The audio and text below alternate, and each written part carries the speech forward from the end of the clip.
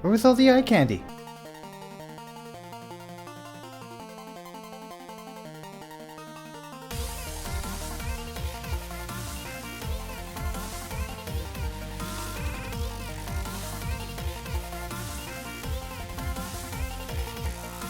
Hey, what's going on? This is Raiderlance, and I'm here today by myself to bring you a review of the new Transformers movie, Rise of the Beast. Before we do that, let's do a little housekeeping. Please like, share, subscribe. We need all the help you can give us in helping to promote our small little channel, which we're hoping someday will become a big channel. So I'm here today because IAG is working on a different project. Fighter Wizard's a little busy with some real life going on, so I thought I would try to do this solo. And I'm not gonna lie, this is gonna be a bit of a salty review. So if you don't know me that well, I am an old timer who was a G1 fan of the Transformers, so they're near and dear to my heart. I also love the Transformer Prime rendition. I also love the High Moon video game version of Transformers, so I'm a pretty big fan of them, and I have not been the biggest fan of the Transformers movie.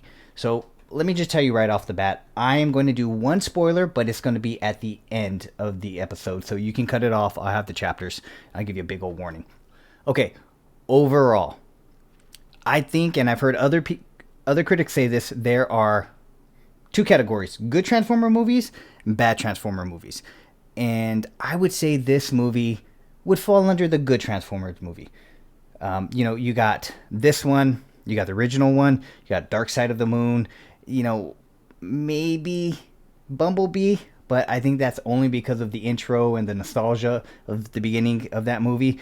The rest of it kind of fell off for me. So the bad Transformer movies are, of course, going to be Revenge of the Fallen, Age of Extinction, and that abomination of a movie they also refer to as The Last Night, which I refuse to watch. Now, this falls under a good Transformers movie. In general, what they did is they rebooted the franchise, and they kind of kicked off the timeline with Bumblebee. It's kind of going to be that same timeline, right? And so the benefit of basically restarting the franchise is, now we have hope that they're going to do right by the Transformers, get away from the Bayverse type of situation. And they did reboot it by starting off with introducing the Maximals. Now, Transformers in this movie can kind of be broken up into three different factions. You got the Maximals, you got Optimus Primal, Air Razor, you got Cheetor, and Rhinox. And then they have the Terracons, which are the bad guys. You got Unicron, and then his minions, Scourge, Nightbird, and Battletrap. And then, of course, we got to bring back the Autobots, and they got a lot of big names on this one. You got, of course, Optimus Prime, of course, Bumblebee. But now they're introducing Mirage. They brought RC back, but now she's the original RC that we all know and love. She looks exactly like she did in the cartoons. And then they brought Stratosphere. Actually, never heard about that guy. And then they brought Wheeljack, which was a problem in itself. So you got all these Transformers, right? And the new storyline that they have, in my opinion, it was kind of a mix of the original Transformers movie from the 1980s, Beast Wars, the cartoon, which everybody knows and loves, and that was the introduction of the Maximals. And if you caught it, the Netflix anime a couple years back, they did Transformers War of Cybertron.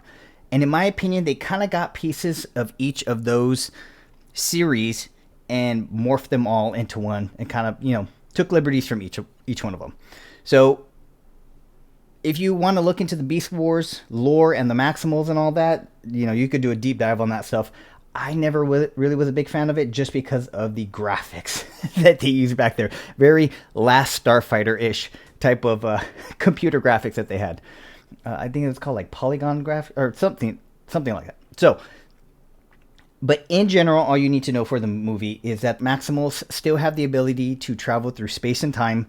And if you know me, you know I hate time travel. But this wasn't where it just completely is a redo of a space-time continuum. They just went back in time, and they were running from Unicron, the big baddie. Not spoiling anything here. Now, the timeline of how this works is the Maximals landed on Earth, thousands of years ago. And then the Autobots landed in Earth somewhere around 1987. And then for the purposes of the movie, they both link up to battle Unicron around 1994. So that is the time. Now, what is fantastic for me, because I, was a teenager during that time. Well, not a teenager. I was a young adult. A lot of the soundtrack is based on like the greatest hits of the 90s of hip hop music. So A lot of fantastic songs. I'm going to think it. A lot of you guys who are younger may have not heard of it, but I thought the soundtrack was actually the strongest out of any of the Transformers movies in this franchise. So I thought that was one of the major highlights of this movie. Now, as for storyline, one of my big issues with the Transformer movies is that there's really no character development behind the human characters. And, there's just not enough time. They always want to introduce cool new robots, but they never really give them backstory, explain anything about them other than Bumblebee and Optimus. And you got so many characters and so much action, there's just not enough screen time.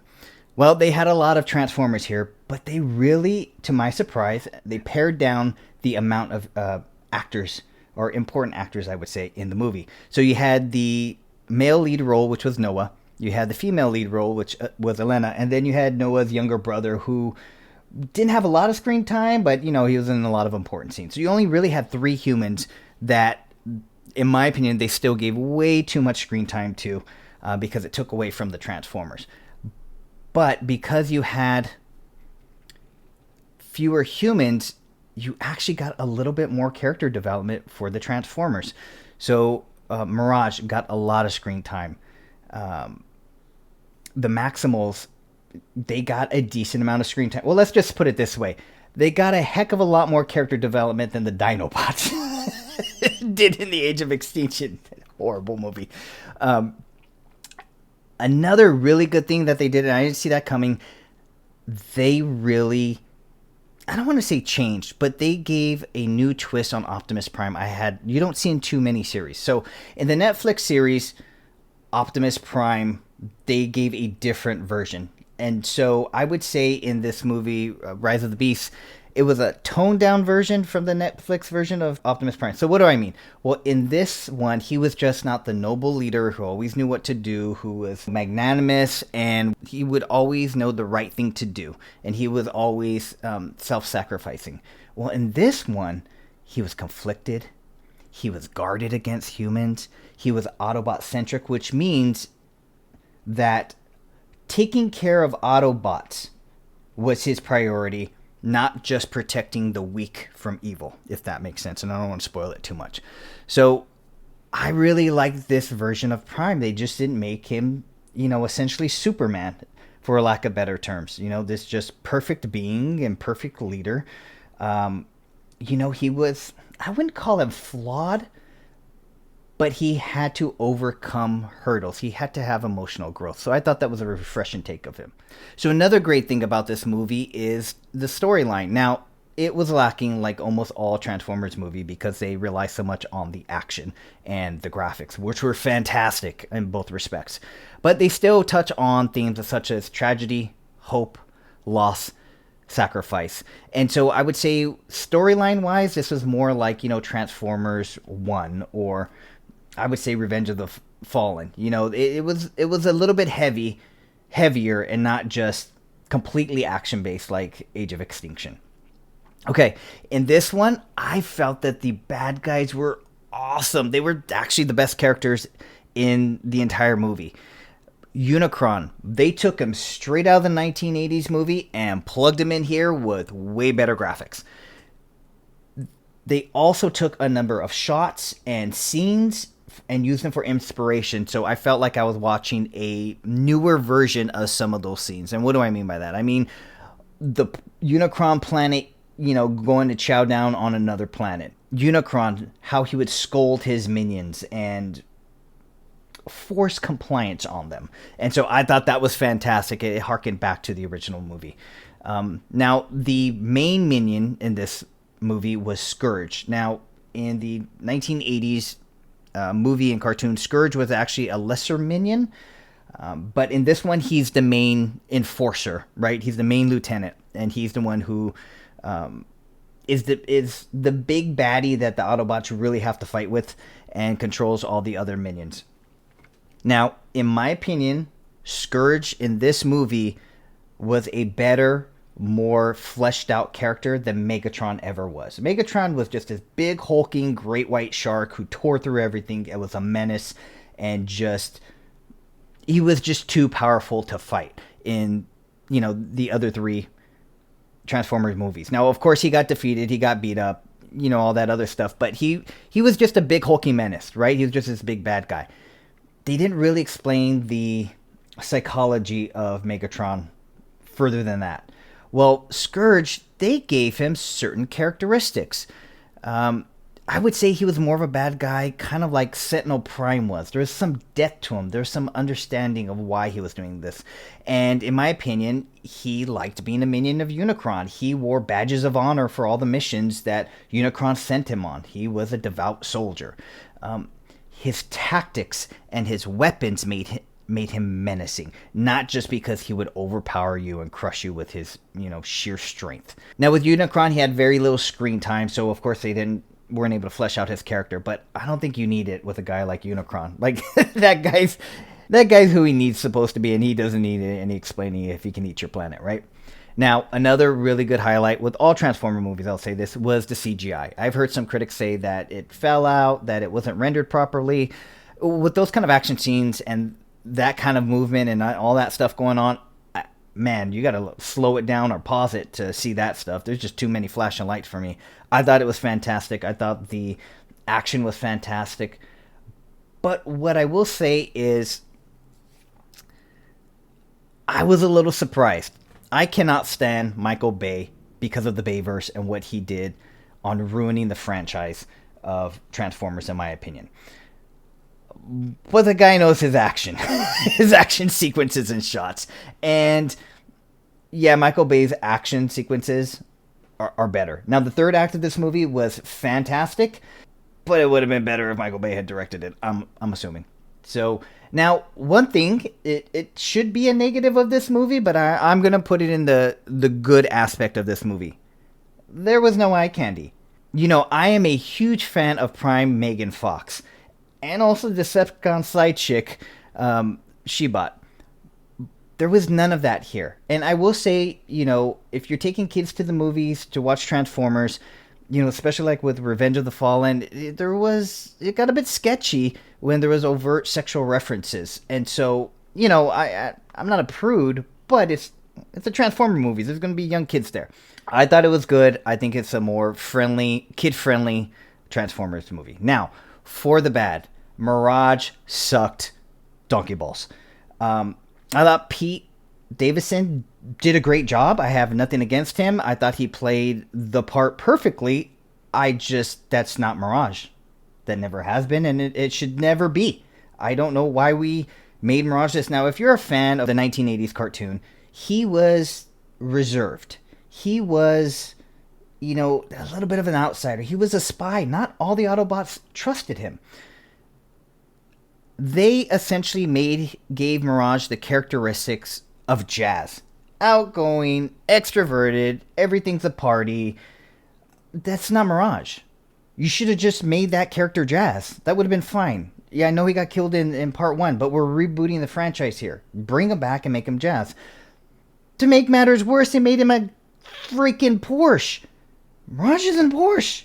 He was like a Formula 1 race car, right? Or some type of race car. Now, they even have part of the movie where they give an homage to that original form of Mirage. So they knew it and they changed it intentionally. Now, I don't know if they wanted to just do that to give that character the powers, which was convenient. Okay, I don't know if they said, well, you can't drive that car around the street. Well, it's goddamn Transformers movies. There's flying robots. It would have been fine. So I don't like the choices they made by changing Mirage's vehicle form, by giving him this personality, and then Mirage was essentially the new Bumblebee. He was the reason why there was that human connection, and that connection was really weak. It was forced, it didn't make sense, it was unnecessary, and so it just felt pasted together to try to make something work. They really just went, we're not going to worry about this. We're going to cover up with action and a cool, chasing. I thought it was crap. I think they should have just made him Jazz. Now, another thing I didn't like was they introduced, I know that they introduced Wheeljack in Bumblebee, but they had him here in this movie and they had Stratosphere. They just showed up. That's it. We don't know what they do. Stratosphere is a cargo plane that no one apparently liked to ride in, but they needed to use them. And that was it. That was literally it. Now, Wheeljack, they changed his vehicle form too, and it was crap. And he had an accent. And he had nothing to do with science. It just... create a new character. Just create a new character. It would have been easier than for me to sit here and rack my brain trying to figure out how this new iteration is Wheeljack. It just name him something else. Now, there's one aspect that this is going to be a little bit touchy. I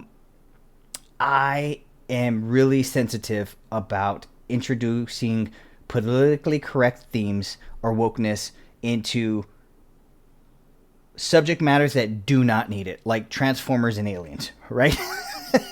In my opinion, it just doesn't need to be in this movie. And I was a little cautious. I was a little worried going into this movie, and let me explain why. So there was a lot of racial diversity in this project, and that can be an absolutely fantastic thing. So I know this has been an issue in Hollywood. I don't have an opinion on it either way. I think it can be nice. I think too much could be a bad thing.